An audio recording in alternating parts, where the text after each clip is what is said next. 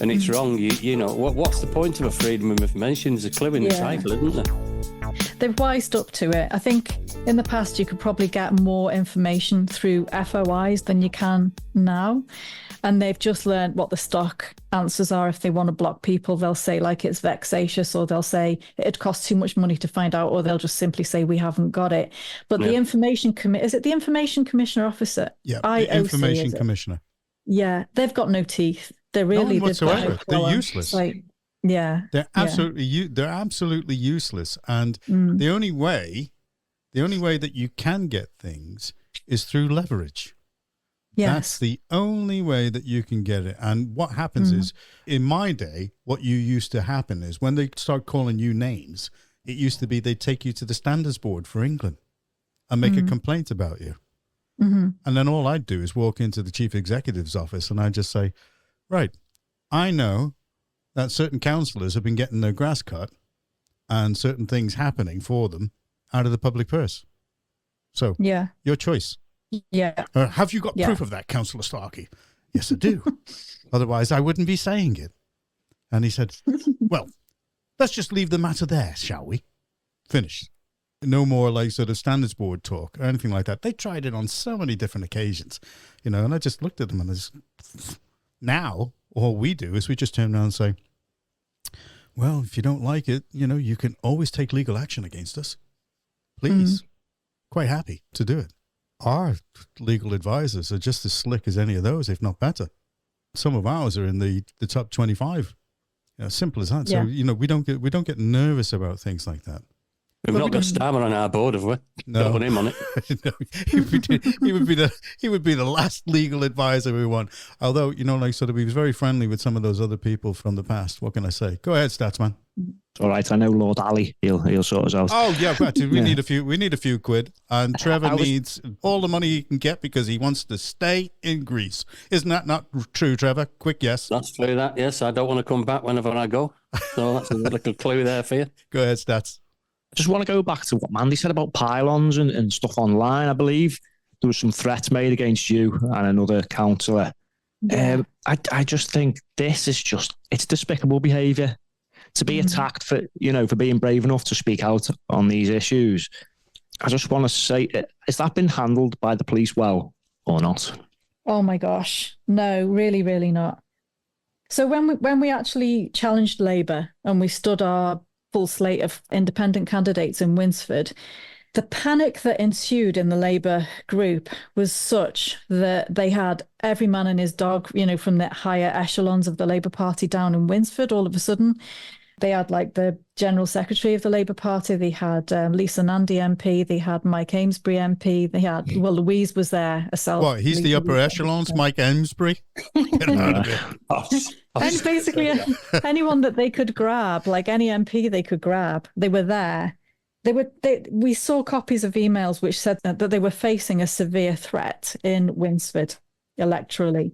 It took them a while to take us seriously, but when they started to see the momentum building up, obviously they gather data, don't they? They've got quite sophisticated systems, and they could probably see that the vote was turning away from them, and they really did panic. And then they put out this horrendous leaflet, which was just full of lies, with a picture of myself and one of the other independents who got elected, who's now a councillor, that's Councillor Simon Boone, who I work quite closely with. And it was the two of us, we were like Bonnie and Clyde on the front of this leaflet. They made us look really evil. And then they just filled it with lies. It was just, and they put it through 6,000 doors. The Electoral Commission did nothing. The police did nothing. They called me, you know, like anti-trans, and they accused me of fraud and God knows what else. Are you a TERF? No. Yeah, no evidence, no, nothing to back up, because they couldn't, because it was, most of it was just lies. And the police just they weren't interested at all. But you say anything to Labour and they complain, and the police will come down on you like a ton of bricks. And the same with like trans rights activists, the same thing. If they complain to the police about me, the police warn me off. But when I'm under threat, they don't care. So this guy had threatened myself and Simon online, you know, threatened, oh, you'll be left twisted up, the pair of you. You need to watch your backs. It's not just me you've upset. There's other people apart from me. Or these, you know, proper horrible stuff. This was ignored. The police weren't really interested. They minimised it. they had more than enough information from us to investigate it, but they did that stalling thing where they want you to provide lots more to pad it out with, and they should have really just got on with it and investigated it. And then it turns out, like within the last couple of weeks, this same guy that they thought wasn't a big problem has been imprisoned for threatening to kill a 17-year-old boy who he also allegedly sexually assaulted. So that, Wow. you know, it's like that. It is really bad. There's no protection really for you. Luckily, we're pretty thick-skinned now. We're used to it, but we've had websites set up, Facebook pages. There's one called the Mandy Clare Disappreciation Facebook page. Just give that a little plug. Whoop. The Mandy Clare. Did you say Disappreciation Society or Appreciation Society? Disappreciation Society. It's been set up by someone who's completely illiterate, so it's quite good fun going on and correcting his spelling mistakes sometimes. Go ahead, Mark. Go ahead. Now, here's a question. The police crime commissioner, now his job is to hold the chief constable accountable, and it sounds like the chief constable and his force have not acted. So is the police crime commissioner, Dan Price, aware of the situation? The situation with this, well, because he's quite new in, isn't he? Yeah. I interviewed him when he got in, you know. I interviewed him. Well, what I was going to say is, or is he mates with them all because he's Labour? Is that why nothing's being done? I get the impression that he is. So I bumped into him at Winsford Pride. I quite shamelessly went there with my women's rights T-shirt on, looking for things, you know, to gather evidence, really, because we'd had such terrible safeguarding concerns about Chester Pride the year previously. We wouldn't have known about them if we hadn't gone along, you know, and seen for ourselves. So that's been my little undercover investigation thing. This woman she's going to turn into Panorama now. She's going to start talking to them down there. You know, it was that the guy who used to do the cook report, and he followed people with the microphone, just giving them loads of grief. Yeah, I accidentally ended up doing that. That's going to be you, isn't it? You're going to be going up to like sort of, you know, some of these Labour people like Dan and going, okay, what is your view on this? Well, I actually ended up doing that accidentally at Winsford Pride. This what, like, he was there with Andrew Cooper, who's now been elected as the Labour MP for Mid Cheshire. And the two of them were there with a couple of their aides who were both women. And I'd said to this little group, like Simon gave me the heads up, because there was a stall there that had all kinds of really dodgy material on it. So quite sexualizing stuff, you know, around aimed at children. And well, I was just about to say, you might have had more luck if your microphone was shaped more like a penis. To go get a comment. I would have probably, yeah. I'm sure I would have. Honestly, really, it's sad, but sorry. I asked the police if they would look at this stall. You know, I said, look, some of the material on this stall is really inappropriate. Would you have a look at it? No. Well, can I describe to you what it is? So I described it to them, some of the stuff that it was on there, and he said, I'm not concerned. No, not. Are you moving on now? And I said, well, no, I'm not finished yet. Okay. So I asked Dan Price and Andrew Cooper if they would come and have a look at the stall, because I had some concerns as a local councillor, you know, child safeguarding wise. And they just, the women that were with them were saying, ignore her, you know, and they started walking off. Then they stood in a frame with all rainbows around it with their faces in this frame, and got a photo in there. And then they headed off. And then I followed them with we were recording this at the time. I wasn't recording it, my friend was. And I said, you know, would you talk to me? You know, have you got any concerns about this? And he said, no, I'm not interested. And then Andrew Cooper said to me, oh, I'm really disappointed in you, Mandy. And I said, well, why is that, Andrew? And he said, well, because you used to be a real fearsome force on poverty, and you don't speak about poverty anymore. And I said, all right. I said, well, I'm a fearsome force in terms of women and children's rights, you know, because I regard that as a bit of an emergency. I said, am I only allowed to be fierce about things that you tell me I'm allowed to be fierce about, Andrew? Yes. And he said, no, Mandy, you can be fierce about whatever you like. Dan Price just said, look, you know, you're kind of ruining our day. We're just trying to look at the stalls. You know, you're stopping us from speaking to the public. And how were you stopping them? Did you stand right in front of them and go like this? You know, it's just asking them inconvenient questions, and the Labour standard response is ignore, block, deny, minimise, walk away, whistle a tune, you know, do anything but pretend that this is happening. Well, you do realise that they actually, at that level, they are talking to people higher up the food chain in Labour, and they're making notes. I imagine. Because what happens is that they actually do go up, the food chain. Once they do that, it's a stepping stone, for doing things. And, you look at them and you think, well, what the hell? Who'd have thought that Justin would have been a minister for, and I've mentioned him on a number of occasions here because he's RMP down here. Basically, he's now a minister of... Minister for funny one. It sounds important, whatever it is. And you sit back and you just go, well, can we please have a look at your register of interest? And why do you support Manchester United? Is it because do they give you tickets for the matches, Justin? Things they do. Things like that. And that at a certain level that people will not register certain things because they don't have to, and they don't have to itemize it. And you look back and you think, well, everything that's gone on, and Mr. Starmer gives back £6,000 out of what he had over £100,000 worth of freebies. Angela Rayner, practically that's why he £1,000. sacked Sue Gray, because she told him put the 6,000 back. Yeah, I mean, so he sacked her. Did you see Boris? He was being interviewed, and he turned around and he just went. he turned. Why have you given Chagros back? Why? What are you doing giving away, stuff, to other people? I mean, Mauritius is an ally of China, and Chagros is basically a military base. And you just sit back and you think, are these people really fit for purpose? No. Are they, Mark? Come on, tell us. No, none of them are. And this is why we're having this conversation. Well, I'm going to call on Dan Price, who's the police crime commissioner, to start doing his job properly, because we're not having this two-tier policing anymore. You can't just look after the Labour councillors and let the others be intimidated and threatened. So he's got to start doing his job. So I think we should contact him and see if we can force him to do the right thing for the change. Well, it's going down well at the moment, isn't it? Because somebody's already resigned. Somebody resigned the other day. Oh, yeah. It was the chair of that panel that hold the police to account. The police and crime commissioners should be abolished, because there is no way, because they're elected on a sea change. If it swings to Labour, a Labour police crime commissioner gets in. If it swings back to Conservative, a Conservative. It shouldn't be political. When you had John Dwyer in that job, at least John Dwyer had a background in police. Oh, yeah. You had the likes of Dave Keane that got in for Labour. You've now got Dan Price. And what the hell do they know about policing? They don't know anything. They should be scrapped.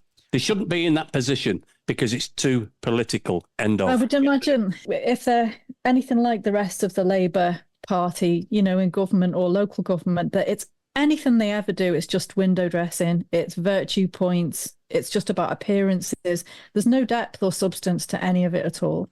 Any of it. So like they'll come in and they'll say, oh, we're going to increase the police presence, we're going to take on X number of new staff or whatever, but they're ineffective. The PCSOs that there's a massive churn, isn't there? And they're always moving from one area to the other before anyone can get to know them very well. And there's no such thing as a Bobby on the beat. It's not effective. Yeah. Does it change anything? No. If it doesn't change anything, why are we spending on the money? It is optics, the whole thing. Okay. Go ahead, Mark.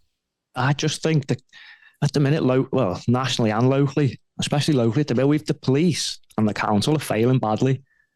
And it's in regards to things like women's rights and child safeguarding.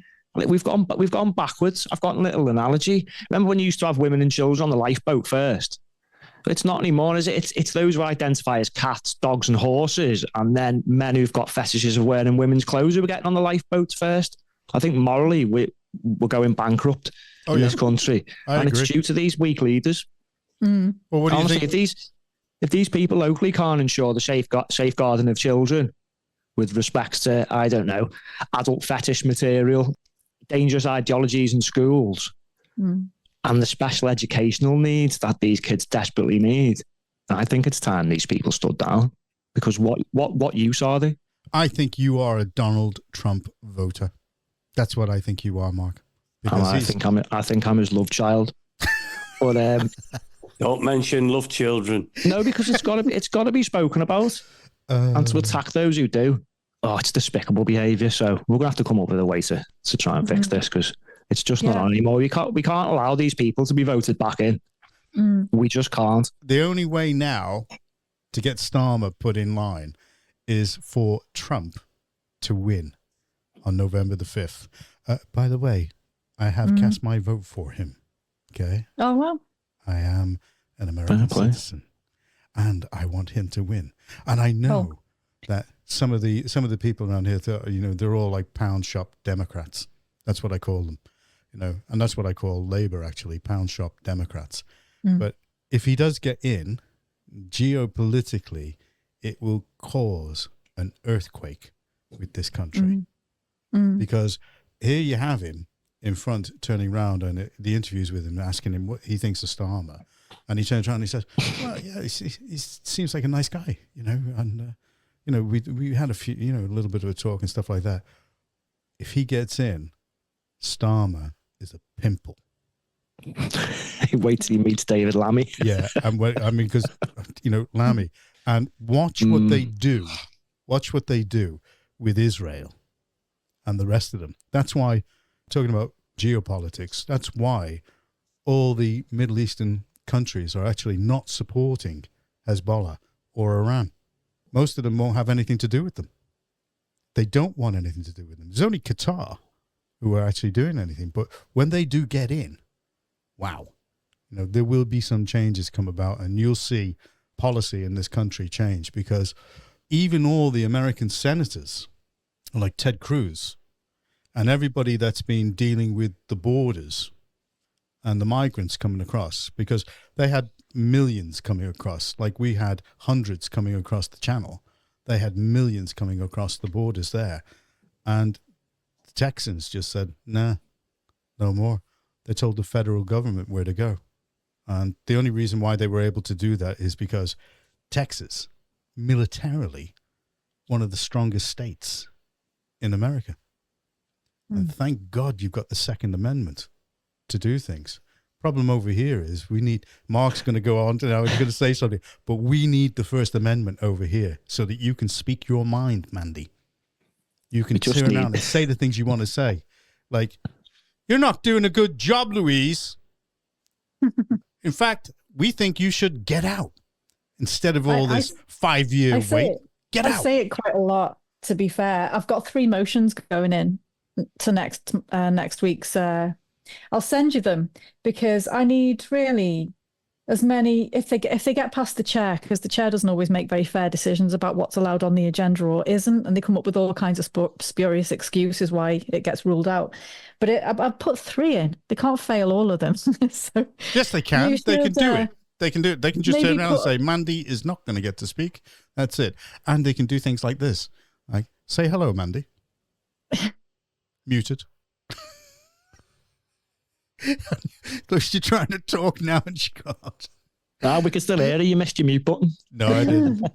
Oh, you can still hear her in the background. Right. If we can get some public speakers to come along more often, really, to back our motions in council, that actually carries a lot of weight, because it embarrasses the councillors. You're there face to face. They don't like to feel as if they're being embarrassed by members of the public in their own chamber. How long do you think it would be before, say, either myself, Mark, or Trevor would be thrown out of the chamber? I haven't seen anyone get manhandled out of there yet, but I don't know. I think we've come pretty close, myself and Simon, a couple of times. Well, I think we'll just go in with some SIA badged individuals, and so that nobody actually gets that close to us before they come and say anything. What do you say, Mark? Do you think we should? I like the sound of that. Yeah, I like. Sounds like a challenge, doesn't it? I'd be the first to be thrown out of a council meeting. Well, they could try. They could try to throw us out, and then you just have these minders just turn around and say, "Excuse me, this person hasn't spoken yet." I'd like to do that. Can we be your minder, Trevor? Of course you can. In Greece, in the sun. Yeah, I was going to say. Sounds like a winner. I was going to say we'll have to win with balaclavas on, but we'd never get away with that neither, would we? No, we wouldn't. No. Well, there we have it. We had quite a few things we've spoken about. And look at that. See Trevor just getting up there, just disappears, walks out without excusing himself. You go in the bar. I think he's going to the bar, yeah. Trevor! Trevor! He's not. Trevor, 0%, please. 0%, please, for me. I wouldn't waste your money on that 0% muck. I don't know. I like it. I like it. Someone's got to. You rang the bell. I had to go to the bar, didn't I? Before the rush came out. The rush. He's got proper beer, John. Proper beer. Peroni. Corona. You're not a drinker, Mandy. I'll be on the Yeah, I'm sure she's got a glass of wine there. Yeah. That's the red wine there. Ah, right, okay. Make it full. That's all right. That's all right. A small one. That's fine. That's fine. I was looking for Small a bottle. tonight, but I ended up with Peroni instead. There we go. Well, I don't think that was too bad. To have some diversity on the program, I tell you, the Ravens never. The Ravens. Thoroughly enjoyed myself. Thank you for inviting me on. That's okay. Sorry, I'm 2 years later than originally invited, but good to be here. Well, the Raven, he's in something called the oubliette because he said he decided to back out of his diversity and all of that stuff. I say, gentlemen, let's take a vote. Shall we ask Mandy to come on again in the near future? I say yes. Yes. Yes. Most definitely. Yes, most Taking the place definitely. take the place of the Raven. Yes. That's it. Absolutely. That's it. Can I have a special name though? Because you've all got a special name. Of course you Oh, can. Mandy. Oh, We'll have to get thinking of one then, won't we? Yeah. Actually, Mandy Clare. So we could call her the lovely Eclair. Eclair. You've never heard that Everybody one. likes an eclair. You've never heard that one Everybody before, likes have an you, man? Eclair. Yeah. I was thinking more like a fire starter or something like that. Hey, that sounds all right, yeah. With the head doing. Actually, we could do that. We could actually film you at the council offices doing that and then give you a nice introduction to stuff that is going on. Well, I think it's unanimous. We shall ask you back on the show, and it's been marvelous speaking to you and getting your point of view. We hope that you felt really, really relaxed. And I did. Thank you very much. part of the crew, and also Yes, it's very interesting to get an active councillor on as well to give us the insight, because obviously you've got the in that we are continually kept out. Yes. only in certain respects, sir. Only in certain respects, but we don't reveal certain things. Mandy is our in on the front. Yes. Okay. And I literally on the naughty step right at the front. that's it. That's it. We How got long are with you that. there for now, Mandy? Sorry, How long are you there for now? I've got another 2.5 years. So 2.5. So I'm in my second term, and it's 26. 4 years. Yeah. 26 you're in, yeah. Okay. Because we're 28. What do you mean 28? I'm not 28. I am. 28 in Mornington. You're not 28 either. you're the youngest. You're the youngest out of these. Yeah, these crow's feet. You're not going to believe it, are you? Apart from all the by-elections that we might end up with. Yeah. Oh, God, yeah. Well, anything that we can do to actually undermine the Labour vote within the area, they're doing a good job of it by themselves. They are, aren't they? It's as simple as that. Last question. First, I'm going to go to stats. Go on, stats. Yeah, I was just going to commend Mandy and our group on what they did in Winsford, and Absolutely. hopefully maybe this can spread out across Cheshire and we can, I don't know, drain the swamp perhaps. Drain the swamp. I like that. I know like I've just that. stolen this. I've stolen it off somebody. Mega. Make England great again. No, instead of- Something's got to be done though, hasn't it? Instead of Because mega. this failure can't go on. Oh, no. Oh, before they actually get their hands in your pockets. I mean, because, Mandy, you look so young to us. We think that you're going to be one of the ones that you don't have to get your pension until you're 70. Trevor's claiming his now. I would really love to see some of the, for example, the Quacksend parents, the Quacksend accountability group, those parents. I mean, I know they're busy and they've got their challenges, but they're incredible. That campaign that they've support has been incredible. We've had them on the what show. you're They're doing lovely here- ladies. Yeah, I'd love to encourage anyone to consider standing as a councillor, because even though we might not get enough independent, strong voices to form a massive group, you can really, really have a strong voice and embarrass the hell out of them. You do agree. have a platform, so, and Any those women have platform, done any incredible platform. work. Yeah. Any Yeah. platform. Well, Yeah. there you go. That's it. Okay. I've had enough of you, Trevor. I've had enough of you, Mark. I'm just going to continue with Mandy. Okay, shut up, you two. Feelings mutual. She makes That's a bit sense. tight, that. Okay, Gazelle, say goodnight. Good night, everybody, and you'll be hearing from me from a distance next week. Yasu. Hopefully. Okay. Well, I keep saying hopefully, but it's definitely actually. He's going. We get him on the phone when he's actually over in Greece because he cannot be bothered to. Well, it's because we think he goes to a nudist beach. But anyway. And last time was the international podcast. Remember that one from the airport? From the airport. That was good. All coming out in Greek. Yeah, Greek with all the beeps in the background, and please make your way to platform 14. Gate 12. Yeah, that's the one. Gate 12. Not platform. Oh no, yeah, it's gate, isn't it? It's well caught out. Well caught, sir. Well caught. Yes, well, I don't miss a thing, you know that. Okay, Stats. Say goodnight. I want to say goodnight to our lovely listeners. We forgot about them at the start. Yep. I hope they've missed us. Probably not. I didn't miss. I know that a few of them, the more vocal ones, have missed us. Oh, we're back now. Okay. And Mandy, say goodnight. Bye, everyone.